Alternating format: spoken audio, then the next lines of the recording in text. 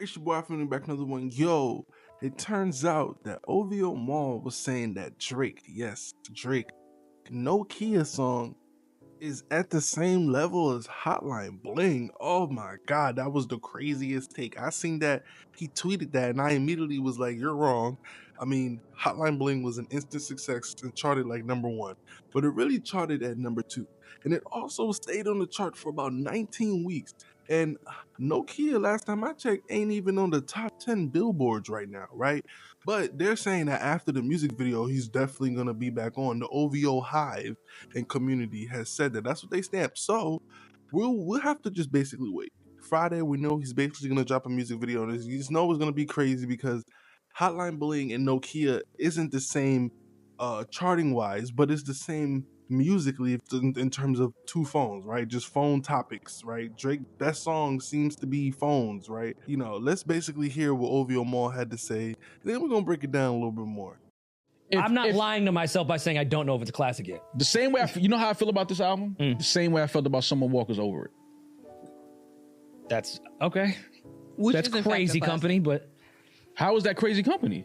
because I think Over It is one of the few albums we've had that was like, this is an instant modern classic. I feel like that about this. Okay. Has 21 tracks, and you could maybe you'll skip 2. Maybe you'll skip Meet Your Padre and I do. the joint with Ice Spice. Maybe. That's 2 tracks you skip out of 21 tracks.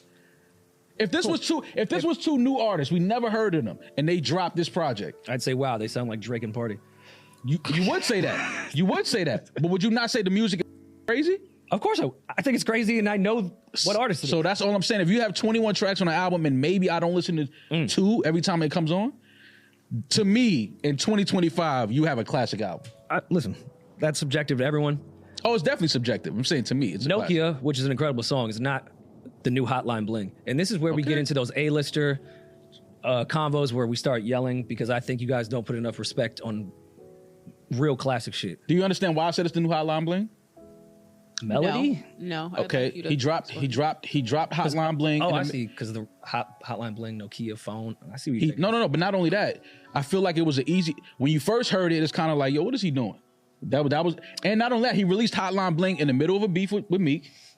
He dropped it out on like a 2-pack with like 2 other songs. It was Charged Up, Hotline Bling, and I forgot the third song. It was 3 of them. But everyone ran to Charged Up. And I remember coming to the pod the next day like yo, y'all not paying attention to this Hotline Bling record. That like drum remix shit is crazy. It's currently #3 on the top 100. Okay. #1 on US Apple Music. The video comes out Friday.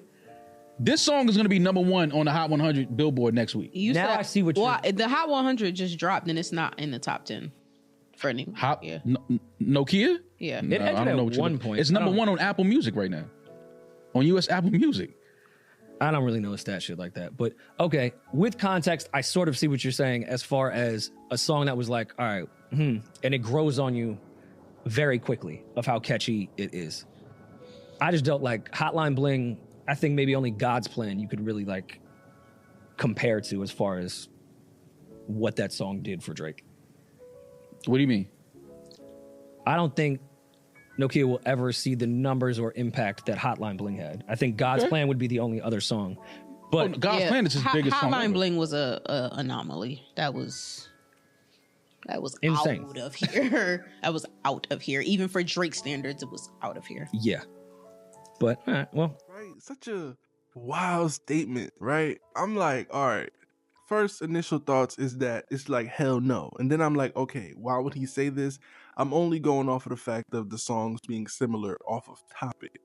But in terms of Hotline Bling, the music video was something that really set it apart from a lot of other Drake projects. I mean, it was instantly memeable.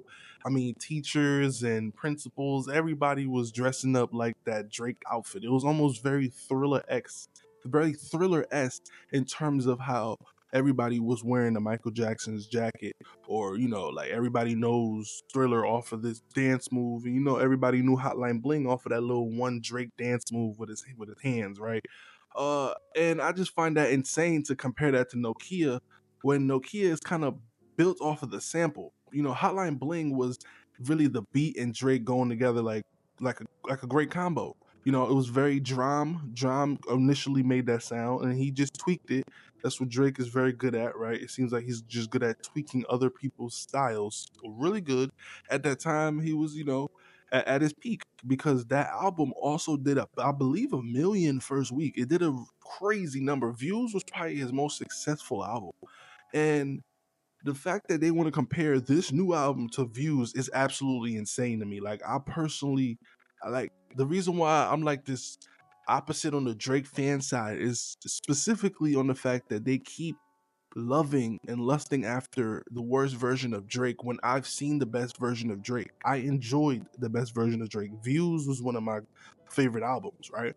At that time, specifically at that time, right? And I'm like, why would they compare this new album to like, first of all, there's no songs like Nine, there's no songs like You With Me, right? There's no songs like Feel No Ways, there's no songs like Redemption, there's no songs like Controller, there's no songs like Faithful, right? And you gotta understand, there's no even songs like With You with Party Next Door and Drake at that time is way better than any Party Next Door and Drake collab. You notice that it's a collab album, and the one song that's viral is the song that's without Party Next Door. That got to feel like a little bit painful, because I thought Deep or Deeper or whatever that song was with Party Next Door, his solo song was pretty good. But to me, it's like 1 for 21 songs, because he's comparing this to Views, in my opinion, more than he's comparing it to Hotline Bling. And that to me is disrespectful to Drake itself. Drake, the product that he was dropping at that time was splendid. It was amazing. I think that was peak Drake, which was Views. I think that was his best top to bottom project in terms of what you want rap, what you want singing, what you want rap and singing together in the same song, what you want melodies, everything. To me, the peak of everything Drake did the best showed up in Views, right? Everything you wanted from him. You see what I'm saying? So to compare that to Some Sexy Songs for You is just disrespectful, bro, on so many levels, so many levels. Like I said, there is no songs like Hype on Some Sexy Songs for You. There's no songs like Grammys, Child's Play, Pop Style, right? We got Fire and Desire. Views was actually Drake's top 3 album in terms of from top to bottom. That was a banger. I ain't gonna hold you. I'm not even gonna hold you.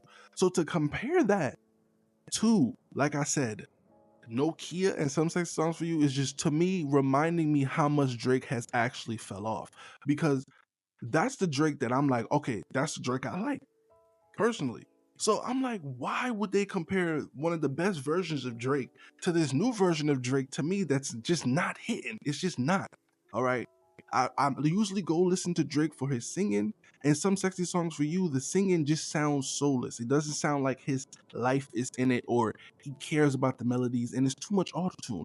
So you're telling me y'all like the whole album? That's crazy to me. So my ears is just really out of tune. My ears can't be that out of tune with reality, because I'm not glazing, if that's the new word that we like to use all day. Drake, I'm like, or I'm not even hating, because I can tell you what's a good Drake project and what's not. A good Drake project is Take Care. A good Drake product is Thank Me Later. A good Drake product is Views. You know what I'm saying? Even More Life is pretty solid, right? So to even compare that, that's why I'm on this side. I have to take this anti-Drake side, because I want Drake to make better music. You see what I'm saying? And I hold my favorite artists accountable. If Kendrick would have dropped a dud, if Kendrick would have dropped Some Sexy Songs for You, I would be roasting Kendrick, bro. I would be like calling Kendrick out, like, yo, you are not creative. What are you doing? You know what I'm saying? But he dropped TV Off. He dropped Squabble Up. He dropped Reincarnated, Whacked Out Murals, Peekaboo. These songs, Man at the Garden, these songs have moments. You know what I'm saying? They stand in reality. And a lot of songs went crazy. Luther, right, is number 1. And I didn't even name it off the top of my head. You see what I'm saying? That's what I'm talking about in terms of instant success. Nokia is the only thing I keep on hearing about, right? Off of first listen, that was the only song I went back to. I was like, in my first initial reaction, that's a good song for the sample. Not really Drake. I wish Drake would have penned it better. I feel like old school Drake would have penned that song perfectly, right? If he would have made that song around Hotline Bling time, he would have wrote it way better. But right now, he's not at a great writing space, or his ghostwriters aren't. But I'm gonna just say him, just for the, for the sake of quote unquote hating, right? So let me know what y'all think in the comments below. This is just my initial thoughts. Real raw emotions, no hate, literally no hate. I just want the best version of Drake. And people like OVO Mall doesn't hold Drake accountable. And I feel like Drake camp needs to see that. And Drake himself needs to see that. Like, yo, even though you reached all these pinnacles and all these heights, I know you still want to be number one. You're not going to just let Kendrick Lamar continue to just do this to you.